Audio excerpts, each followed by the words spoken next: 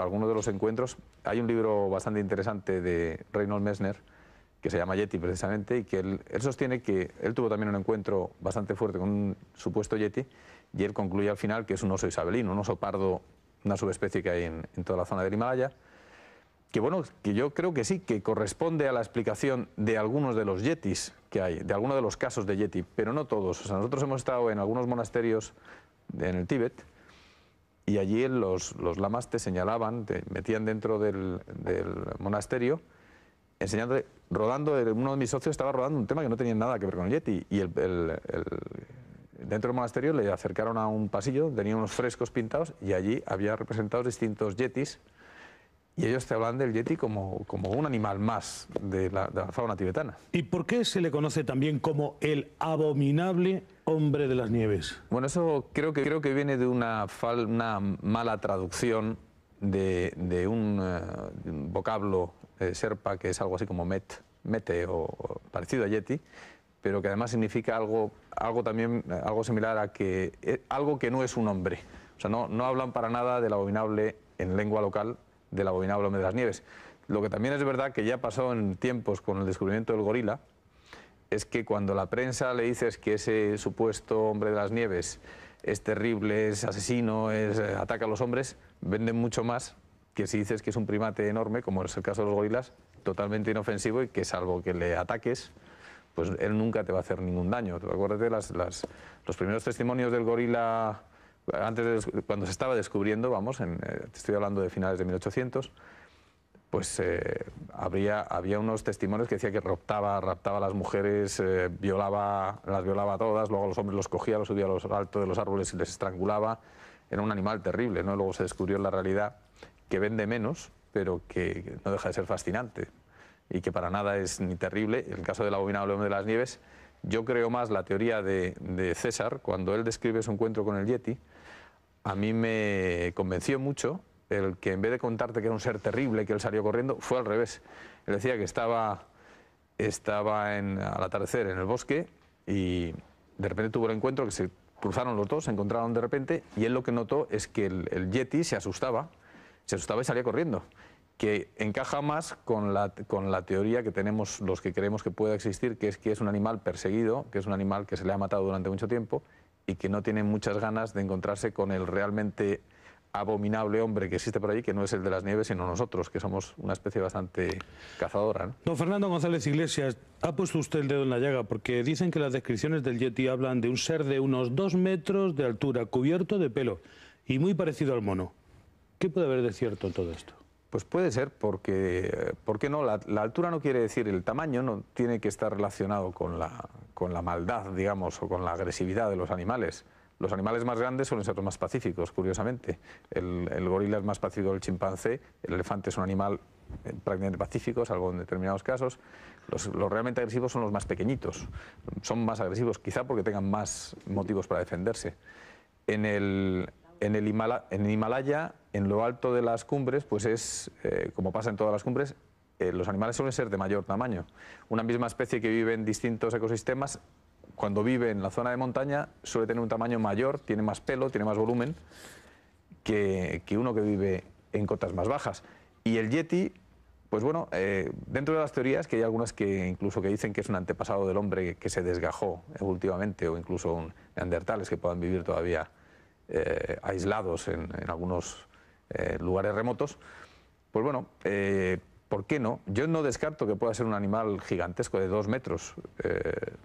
No tendría por qué, no hay ninguna limitación en tamaño.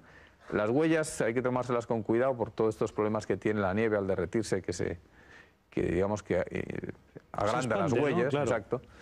Pero bueno, en cualquier caso, yo siempre comento lo mismo, y lo comento, aunque a la gente le gusta mucho el tamaño, eso también vende mucho. Yo he tenido la experiencia, he dirigido el año pasado la expedición en busca del calamar gigante, está en España, y después de haber estado rodando durante 15 años animales fantásticos y muy desconocidos en todo el mundo, el que más ha llamado la atención es el calamar, porque es gigante. Cuando realmente la gente pues debe entender que el calamar gigante es fascinante porque no se ha visto nunca vivo, pero es un animal que, salvo el tamaño, pues no deja de ser un calamar, como el calamar que te comes en el puerto, vamos. Y en el caso del yeti, pues me parecería igual de interesante si se descubre que es un animal de 2 metros como si es un animal del tamaño de un chimpancé. Usted ha estado en el Himalaya. ¿Qué misterios esconde la cordillera más alta del mundo? Bueno, esconde todos. Quizá porque la gente que se fija en el Himalaya busca las grandes cotas, las altas cimas. Es un tema casi de interés deportivo y para los alpinistas. Pero se dejan esa falda que decía yo antes, esos sangrilás en las laderas del monte, y además de tener un tema muy interesante que es la propia gente local. Sangrilás sería algo así como bosquecillos. Sí, los sangrilás yo me refiero a la famosa novela en la que de repente encuentran un paraíso perdido, que es un bosque que no hay nadie, que todo el mundo vive con tranquilidad. Pero se refiere efectivamente, don Fernando, a bosquecillos donde perfectamente podrían ocultarse además, una manada de monos o humanoides. Bosquecitos pequeños, sino que hay valles enteros donde pues no hay poblaciones humanas y que tienen muchos recursos, tienen un clima mucho más agradable que el que se supone en el Himalaya, tienen recursos para alimentar a una población perfectamente de primates, como de hecho alimentan a una población de osos, que ya se sabe, de osos isabelinos, y permitirían perfectamente vivir. No solamente, es que lo interesante es que no solamente hay un yeti por descubrir, uno o varios yetis, porque detrás del yeti, como decía, puede haber varios animales, sino que puede haber infinitos no, pero una gran cantidad de especies nuevas por descubrir. A mí ¿Qué todas ellas me parece allí, ya que usted ha estado en esa zona, sobre el yeti, precisamente en el Himalaya? Perdón, ¿cómo? ¿Qué opinión hay allí entre la población? Yo depende de la zona, porque Himalaya abarca varios países, pero lo que sí que hay entre los monjes que viven en las laderas de estos lugares donde yo creo que puede existir el yeti, en estas cotas entre 3.000 y 4.500 metros, ellos sostienen que es un animal, uno más de su fauna, que es un animal pacífico, algunos lo consideran casi un hermano, porque además tiene una relación muy, muy íntima con la naturaleza, y para nada consideran que es un ser terrible y que rapta y que mata y que ataca y que viola. Lo consideran al revés. Los incrédulos, don Fernando, dicen que en las alturas, en condiciones extremas, se sufren alucinaciones. ¿Explicaría quizá esto las informaciones recibidas sobre el yeti en algunas ocasiones al menos? Yo creo que si ves yetis en cotas de 7.000, 8.000 metros, sí. Si un alpinista experimentado que ha subido cotas de 8.000 metros está a 4.000, no tiene ningún tipo de alucinación. Es más, a 4.000 metros, una persona normal, hasta que se acerca hasta allí, porque no pasas del nivel del mar hasta estos lugares, sino que vas acoplando tu organismo y le vas acostumbrando a esa subida progresiva, y a 4.000 metros no es tampoco una subida excesiva, y yo no soy escalador, y a 4.000 metros no. No, usted es Fernando González Iglesias, zoólogo. No, por eso te digo que yo no he tenido alucinaciones y no soy una persona preparada para esto. Yo no creo que allí sufran alucinaciones. Le iba a preguntar, don Fernando, si es cierto que siempre que se habla del yeti aparece la figura del Sherpa. ¿Acaso son los Sherpas los descubridores del yeti? Bueno, es que descubridor, ¿qué es? El que le llama yeti, el que le ve por primera vez. El que le ve por primera vez seguro que es un Sherpa, porque estamos hablando de tiempos. El primer testimonio que hay, que nos llega es de si no me equivoco, 1830 más o menos, y es un Sherpa, antes que el inglés, de las huellas. Pero claro, los Sherpas te pasan en todas partes del mundo. Yo, con esto de mi amor por la criptozoología, pregunto mucho allá dónde voy a rodar animales. Pregunto por los críptidos, por estos animales misteriosos en todos los lugares. Y los locales... Le había pedido, Fernando, que nos aclare esas palabras que a lo mejor no todo el mundo somos capaces de entender en profundidad, pero va a ser inmediatamente después de unos consejos publicitarios. Les espero. Continuamos nuestra investigación aquí en Código Rojo.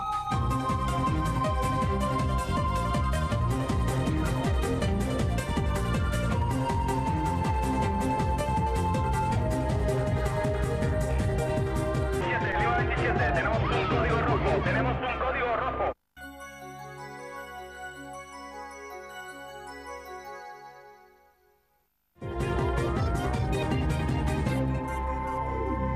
Las pruebas sobre la existencia del abominable hombre de las nieves son confusas. Nuestros próximos minutos estarán dedicados a realizar un análisis detallado de todas las que hay. Ahora volvemos a conectar en directo con la redacción, donde se encuentra Manuela Ruiz. Adelante. Hola Paco, saludos. Manuela, muchísimas gracias. Seguiremos. En la historia del Himalaya, la leyenda del yeti ha tenido opiniones para todos los gustos. Para el alpinista japonés Makoto Nebuka, el yeti no es más que un oso. Científicos chinos niegan su existencia. El alpinista Reinhold Messner asegura que se trata de un hombre oso.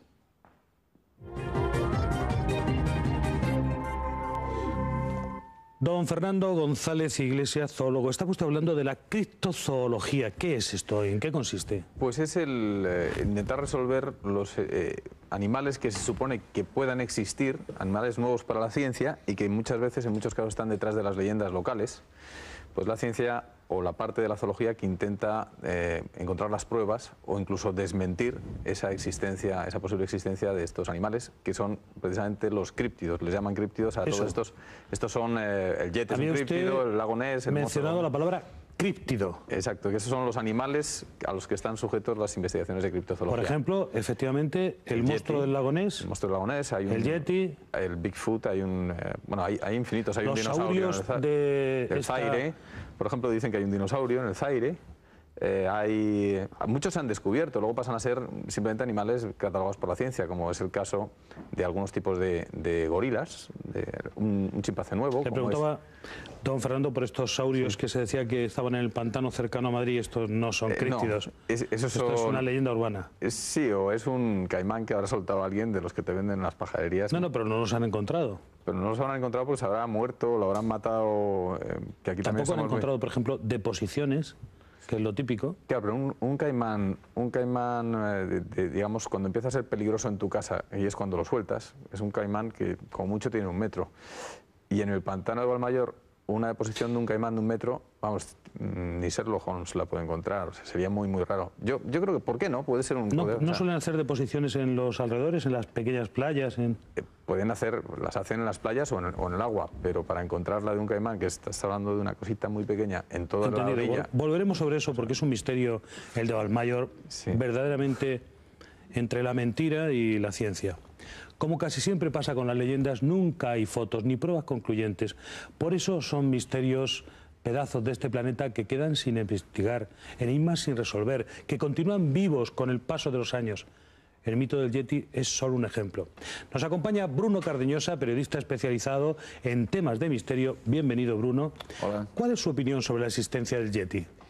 Que estamos muy probablemente ante diferentes cosas. El Yeti es la criatura tal cual se le denomina en el Himalaya, pero si extendemos un mapa mundi, encontramos que en numerosas partes del planeta existen sus propios Yetis con otras denominaciones. Orapendek en Sumatra, que es quizá uno de los Yetis sobre los cuales existen más pruebas sólidas para afirmar su existencia. Tenemos en toda la zona de Rusia los llamados Alma o Almasti, que vendrían a ser los yetis de aquella región, o por ejemplo en Pakistán, que hace apenas unos meses fueron protagonistas de varias noticias, los llamados Barmanu, que según un zoólogo español que dedicó muchísimo tiempo a la investigación de esta criatura, Jordi Magraner, podría tratarse de un ancestro humano, posiblemente un ardental, que había sobrevivido en regiones remotas y aisladas.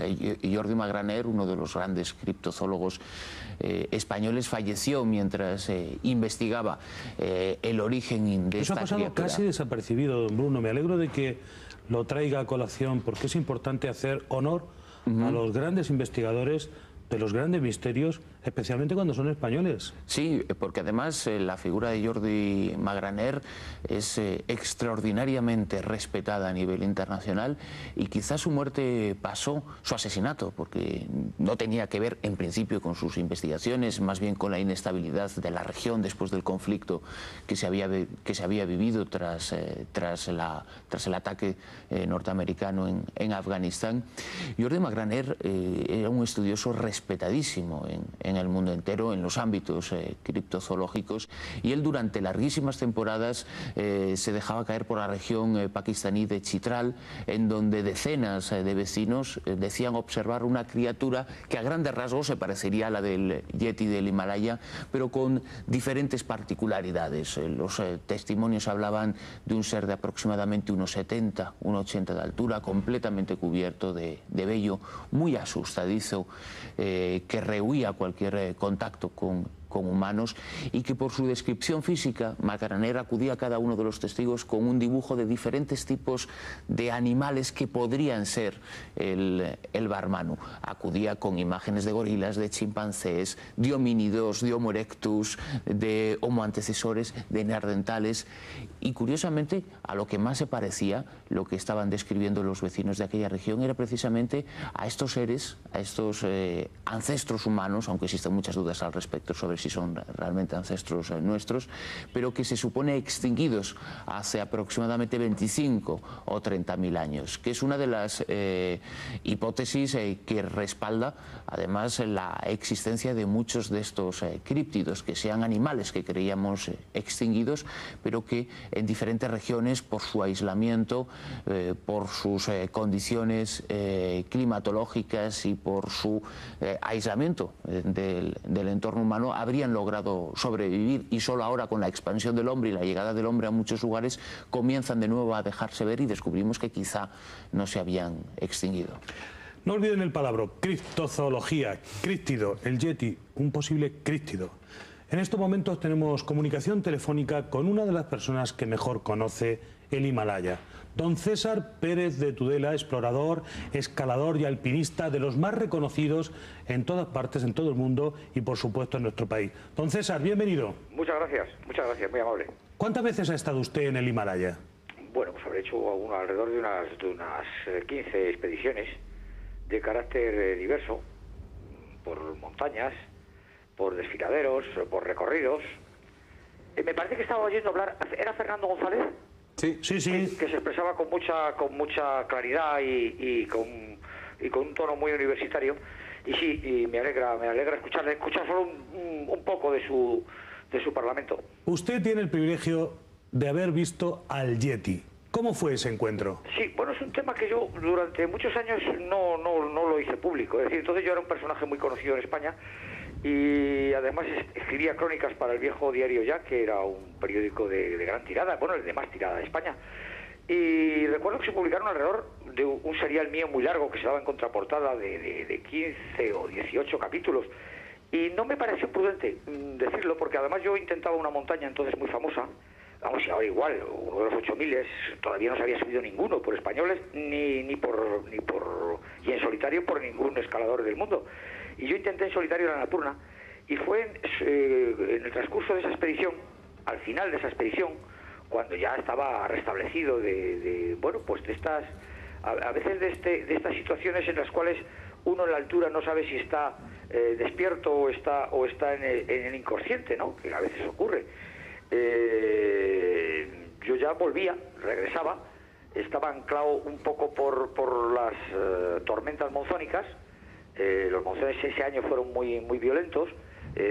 Los puentes y sobre esos tumultuosos torrentes pues los destruyeron, y yo estuve anclado en una zona que es entre Choya y Lete, y en el bosque de Lete, que es un bosque tropical, curiosamente, bajo esas grandes montañas, un bosque muy tupido de grandes musgos, de árboles muy apretados, es donde un atardecer que yo cruzaba, pues es cuando yo tuve esa curiosísima, esa singular visión en una persona que, como yo, pues se había interesado siempre mucho por esta leyenda, ¿no? Por esta leyenda que vi que no era leyenda. Luego he indagado todavía mucho más, he investigado dentro de lo posible, de lo difícil que es investigar en este mundo, para los que además no somos antropólogos ni paleontólogos. Yo soy jurista y soy estudioso de la comunicación, soy doctor en ciencias de la información.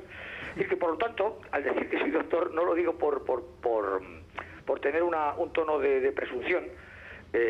Además creo que ingresaré en la Real Academia de Doctores este invierno.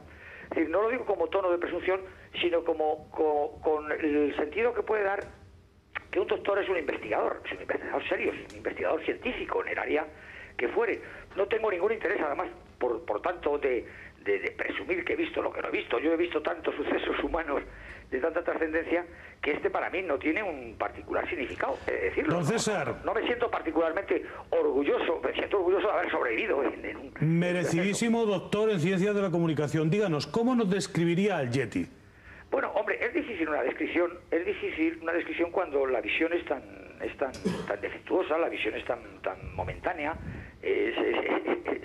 en la oscuridad, es con una linterna. Es decir, lo que tengo más una visión, bueno, posiblemente también deformada luego por las impresiones, ¿no? Puesto que todo coadyuva en un resultado final. Y son los ojos de este primate o humanoide o ancestro, como bien decía Fernando González, de este ancestro humano. Bueno, que no sabemos. A mí me pareció un ser alto, aunque ya sé, porque he estudiado todo lo que se puede encontrar sobre el Yeti, que lo mismo mide 1,20 si es hembra que 2,20, vamos, ¿no? O que 2,30. Me pareció un ser alto, un ser de más de 2 metros, pero vamos, todo muy aproximadamente, ¿no? Sin ninguna precisión. Me pareció efectivamente totalmente peludo, oscuro, un pelaje oscuro, rojizo oscuro, y me pareció que sus ojos son los que me devolvían la luz, como ocurre cuando te encuentras con los ojos de un gato en la oscuridad o de un perro, ¿no? Que te devuelven la luz. No sé si los humanos devuelven la luz, porque yo no tengo la mala costumbre de enfocar una linterna a la cara de ningún humano, ¿no? Me parece que no la devuelven con tanta precisión, ¿no? ¿Diría usted que es un ser tranquilo, don César? Sí, yo diría que es un ser tranquilo, sí, yo diría que es un ser tranquilo. El único ser intranquilo que hay aquí es el humano, que es el bicho mayor, empleando un lenguaje vulgar, el animal más lamentable, que diría Cioran, aquel filósofo rumano-francés extraordinario y un poco pesimista, es el humano. Es decir, que sí, a mí me pareció un hombre tranquilo que huyó ante mi visión o ante la visión de mi linterna, ¿no?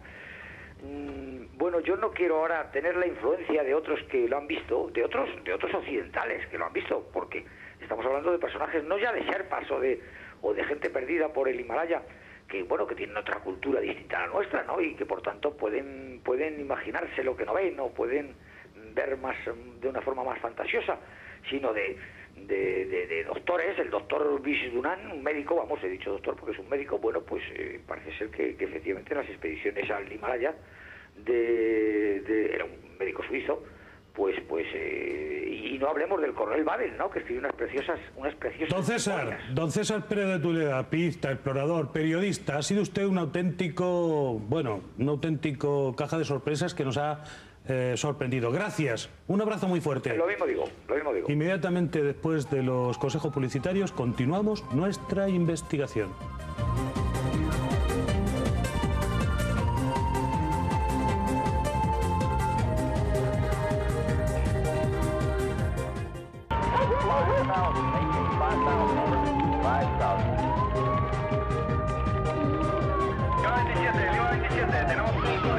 Tenemos un código rojo.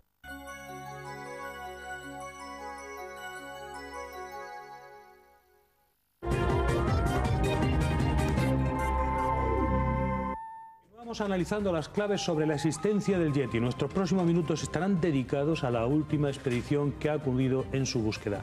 La búsqueda del Yeti no ha cesado con el paso de los años. Hemos sabido que una expedición japonesa equipada con cámaras capaces de detectar el calor corporal recorrió la zona nepalesa de la cordillera del Himalaya en busca del legendario abominable hombre de las nieves. Se trata del último ejemplo de una búsqueda que no cesa.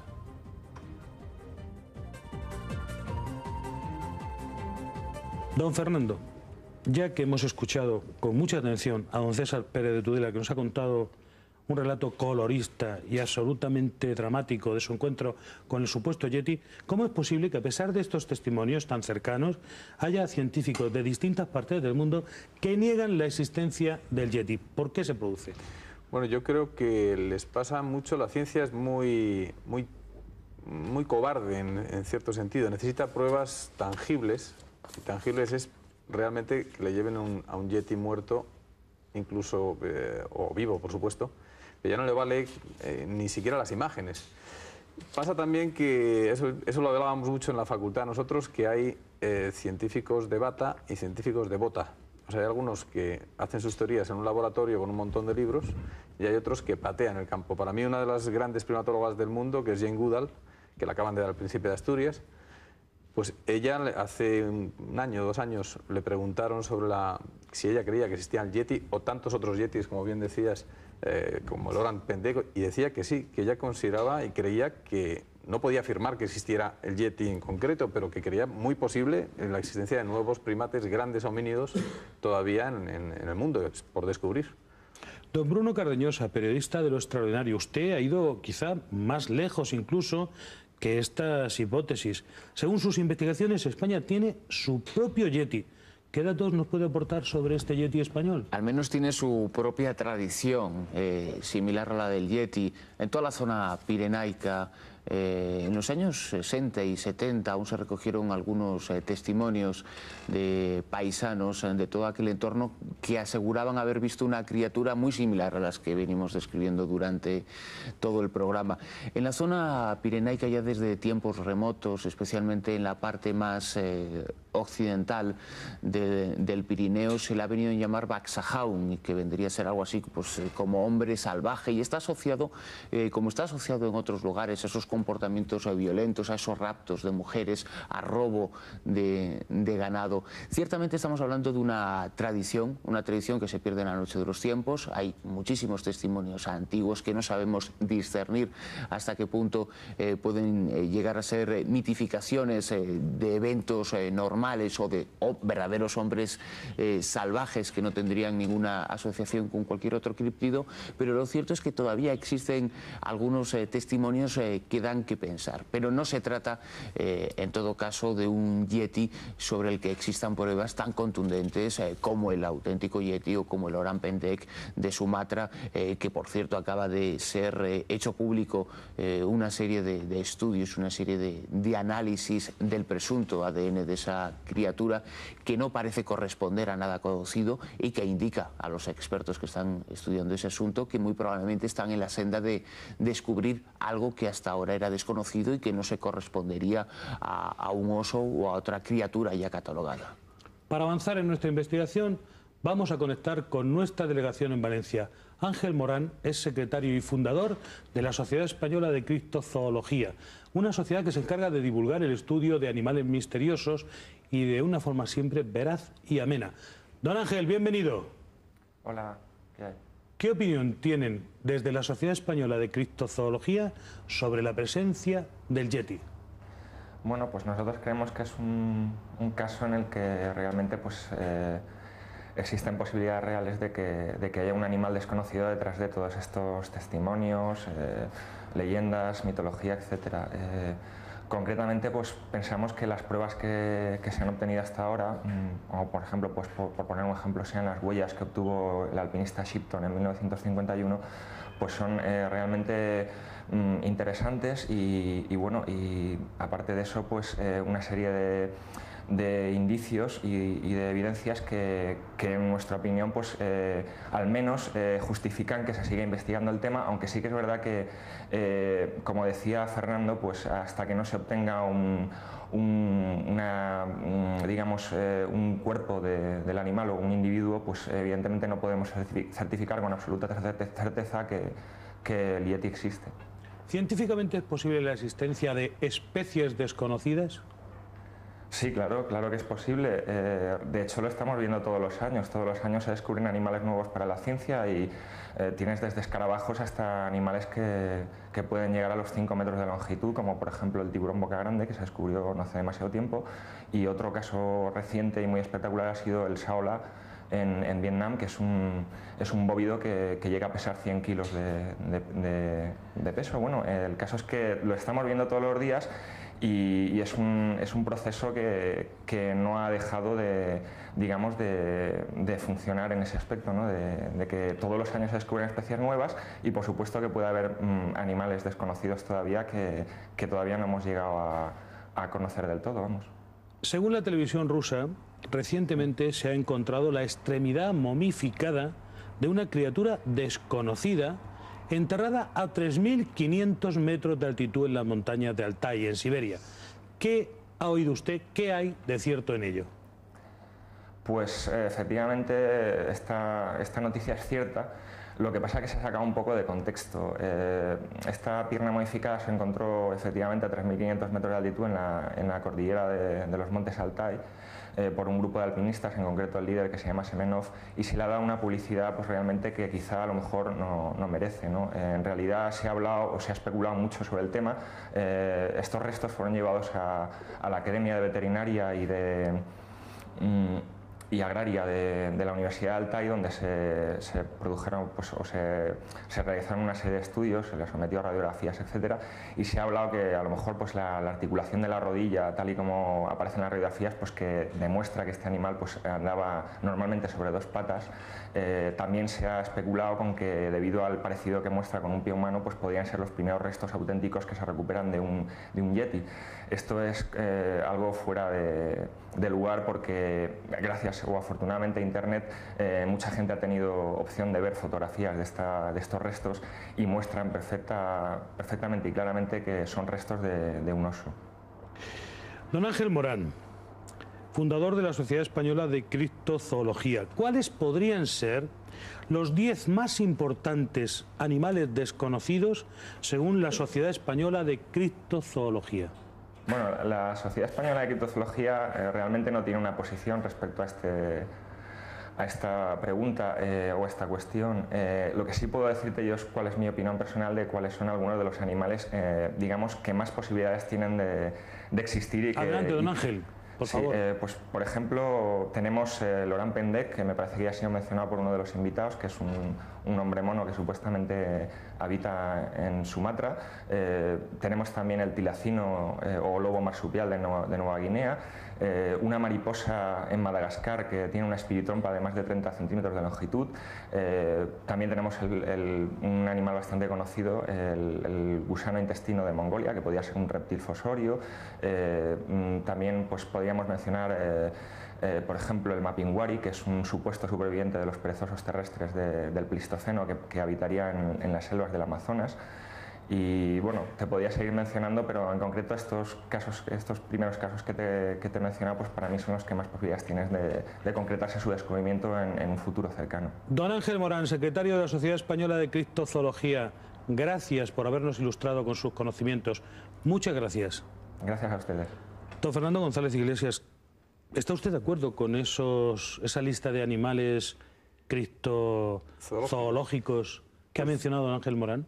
Sí, estoy de acuerdo. ¿O pondría el acento en alguno de ellos? Hombre, me interesa mucho el tilacino que ha mencionado. Nosotros lo hemos intentado rodar una vez. Tenemos, de hecho, unas imágenes bastante extrañas de un animal parecido a...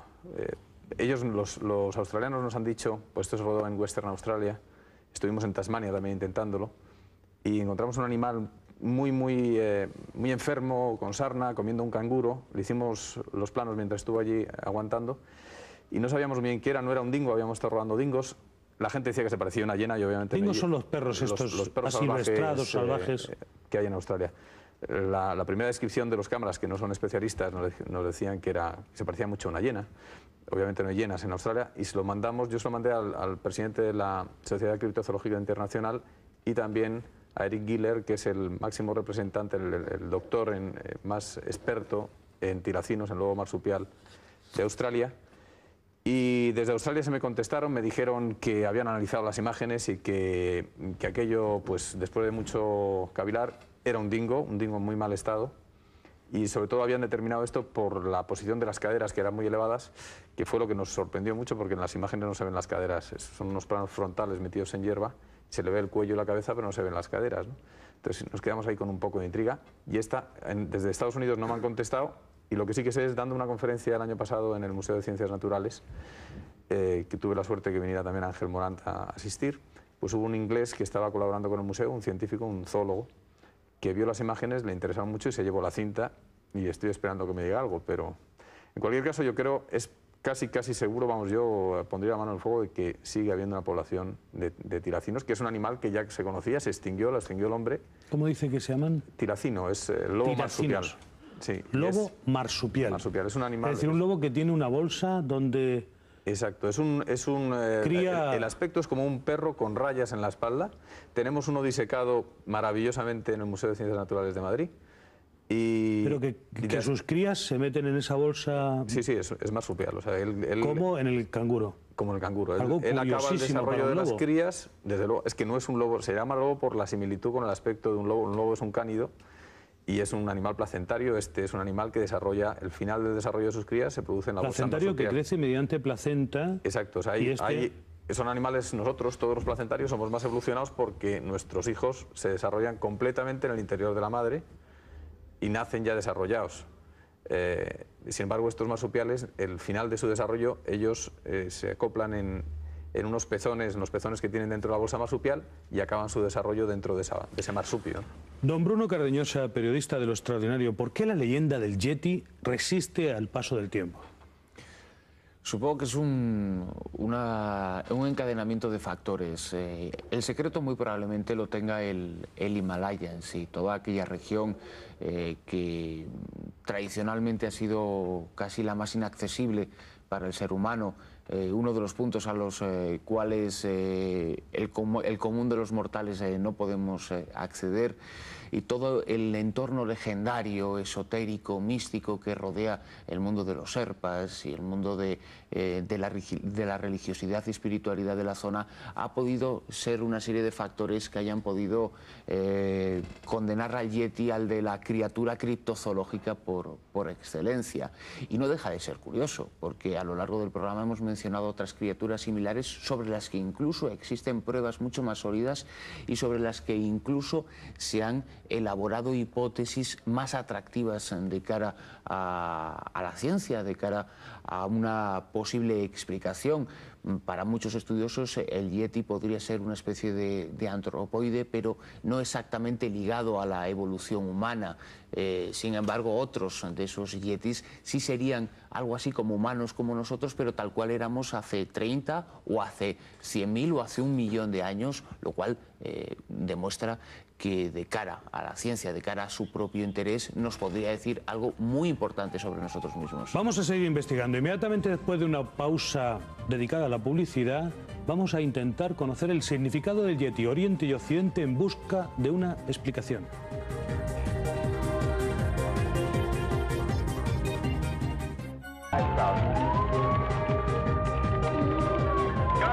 Lima 27, tenemos un código rojo, tenemos un código rojo.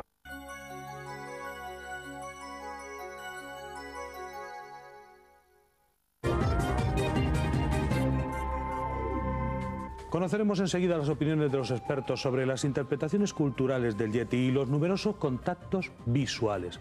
Les recuerdo que pueden participar en el programa llamándonos a nuestra línea de participación 902013536, abierta 24 horas al día. Pueden dejar sugerencias u opiniones. Los Sherpas aseguran que ver a un Yeti es señal de mal agüero y creen que quien vislumbra a una de estas criaturas muere poco después. La tradición habla de dos tipos de Yetis: el Metrei, capaz de devorar a las personas, y el Chutrei o Cutrei, y quien solo come en este caso animales domésticos.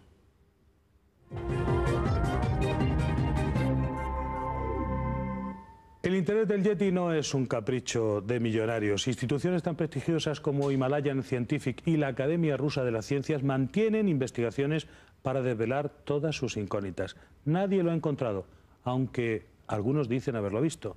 Bruno Cardeñosa, las hipótesis sobre los contactos visuales del Yeti son tan variadas como variopintas. ¿Cuál sería su teoría?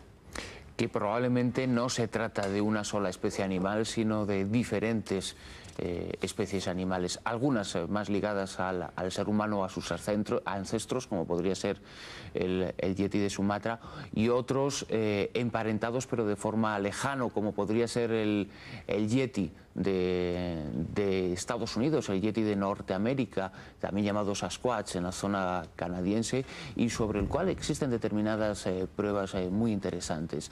Hace bien poco se obtenía la grabación sonora del quejido de uno de estos Bigfoot, y una institución científica... Pies grandes, ¿no? Pies grandes, literalmente. Pie grande, una denominación que, bueno, pues se ha solidificado en función de esas imágenes, de esas fotografías de huellas que tantas veces hemos visto y que nos hablan de una proporción verdaderamente importante. Estaríamos hablando de individuos, de homínidos, que según los testimonios en ocasiones podrían superar hasta los 2,5 metros de altura, pero que no serían exactamente humanos, sino que estarían ligados a la especie, a nuestra propia especie, pero a través de esos árboles genealógicos que se perderían en la noche de los tiempos, mucho antes de la aparición de los primeros prehomínidos. Sin embargo, las recientes investigaciones efectuadas por el Instituto para el Avance de las Ciencias, con esa grabación sonora que se ha convertido en un documento excepcional, ha ofrecido una serie de pistas verdaderamente curiosas,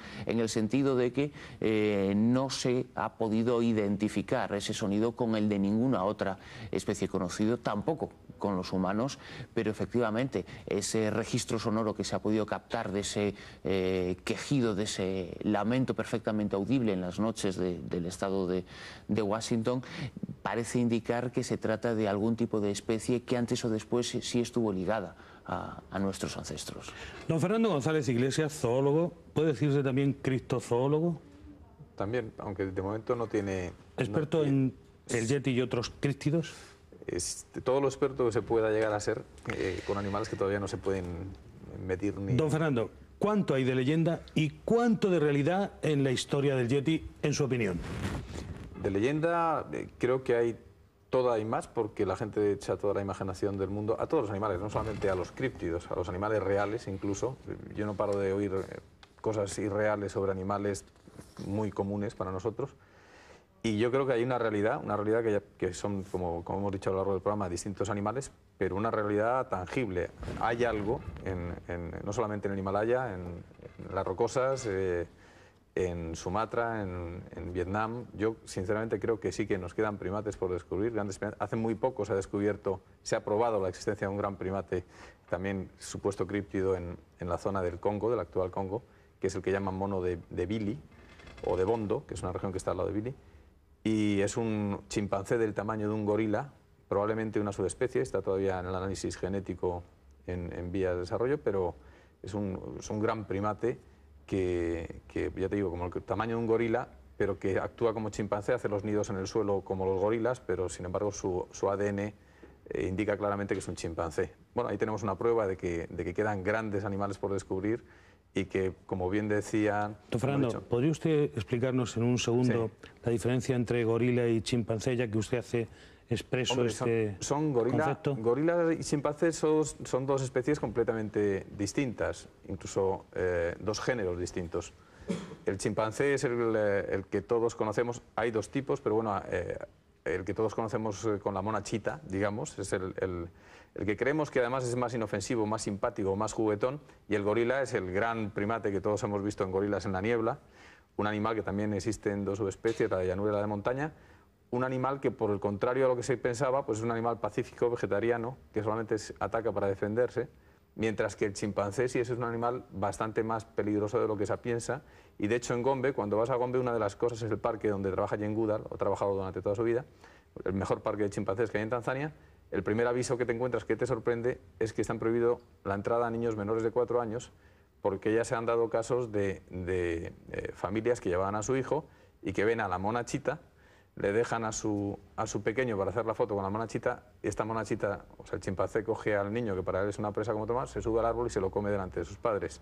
Son animales carnívoros, muy sociables, y como decía Jane Goodall, que ha pasado toda su vida trabajando con ellos... Los chimpancés. Los chimpancés, decía, se parecen la tanto al hombre... monachita. La simpática monachita, que no es que sea malo, es que es su naturaleza, lo mismo que nosotros, para las gallinas, tenemos que ser terribles, porque somos unos predadores, ¿no? Pero... Esta Jane Goodall decía, si yo llego a saber antes de empezar a estudiar los chimpancés lo mucho que se parecen al hombre en su comportamiento social, incluso en sus maldades, que son una maldad que te da la capacidad cerebral que tienes, intelectual, no habría estudiado esta especie, me habría ido a estudiar otros animales. Dicen, don Fernando, que el yeti aparece siempre al atardecer. ¿Se trata de una parte más de la leyenda o hay algo de real en todo esto? Bueno, puede ser perfectamente que el hábito del yeti sea andar al atardecer. De hecho, en casi todos los animales, yo diría, cuando yo voy a rodar animales, sé que mis horas de actividad de animales son a primera hora de la mañana y a última. Son los momentos cumbre del movimiento de todas las especies animales, salvo casos de fauna nocturna. ¿Y por qué no el yeti? Además, teniendo en cuenta que muchas veces allí donde hay hombre, donde el hombre ha habitado y ha castigado a los animales de la región, que es siempre, o sea, donde hay hombre, los animales de la región tienen miedo al hombre y cambian sus hábitos, intentan adaptar su ciclo diario al momento en el que el hombre se retira a dormir, entonces, y deja de matar, digamos. Eso ha pasado con muchos animales muy conocidos, tigres, leopardos. Los grandes felinos, por ejemplo, son cada vez más nocturnos porque durante el día se les mata. Y estamos hablando de grandes cazadores. Me imagino que el yeti perfectamente le puede pasar lo mismo, que diga, yo empiezo a funcionar cuando esta gente se retira, ¿no?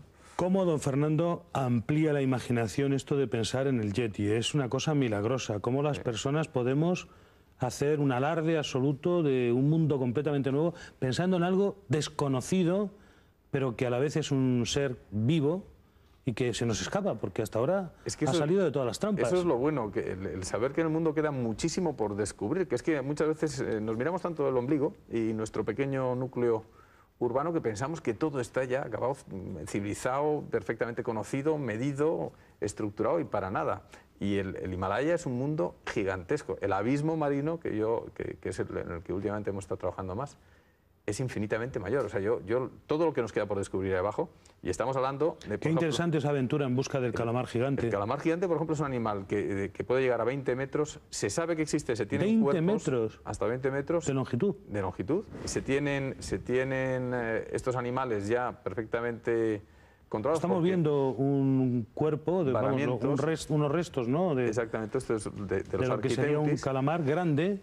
Estos ya son animales que gigante. La ciencia les ha puesto género y especie, son perfectamente, o sea, se sabe que existen y no se les ha visto jamás vivos en su medio natural, porque viven a grandes profundidades. Entonces, si un animal así de grande no se conoce, o sea, es perfectamente imaginable que quede por descubrir debajo del agua todo y más. Y bueno, en la superficie, en la zona del Himalaya, pues también un montón de nuevos seres nos están esperando, ¿no? Y eso en el fondo lo que hace es, no solo aviva la imaginación, yo creo que es muy bueno para el espíritu humano saber que todavía nos quedan grandes metas, ¿no? Sin duda, sin duda. Don Bruno Cardeñosa, recientemente han sido encontrados, al parecer, unos pelos que se atribuyen al yeti. ¿Tiene usted noticia de este hecho? Sí, se trata precisamente de ese otro yeti del que ya hemos hablado en varias ocasiones, del Orang Pendek, y esos son parte de los restos que han sido objeto de estudio mediante ADN, tanto en Australia, creo recordar, como en el Reino Unido. Todavía falta que se hagan públicos los informes científicos completos al respecto, pero todos los indicios parecen apuntar a que estamos en puertas de una noticia verdaderamente sensacional, que no sería más que confirmar el desconocimiento total de la especie a la que nos enfrentamos, y eso significaría que estaríamos ante un animal desconocido que antes o después deberá entrar a formar parte del catálogo de animales registrados y conocidos por la ciencia, pero que en este caso en concreto nos puede poner en las puertas de averiguar nada más y nada menos que cómo éramos hace cientos de miles de años, porque precisamente eso es lo que, según muchos investigadores, es el Orang Pendek, un resto, un fósil viviente de Homo erectus, de los humanos tal cual éramos entre hace 1 millón de años y hace 20.000 años, que son los últimos conocidos precisamente de esta zona en donde han sido encontrados. Don Fernando, ¿se avanzó algo en esta última expedición con esas cámaras que reaccionan al calor, etcétera, que se ha emprendido? Pues nada determinante hasta la fecha, y por lo que yo sé no se ha llegado a conseguir ningún tipo de prueba. De hecho, además, enseguida, en cuanto hay el mínimo indicio, la gente se agarra a un clavo ardiendo y crece la imaginación que hablábamos antes.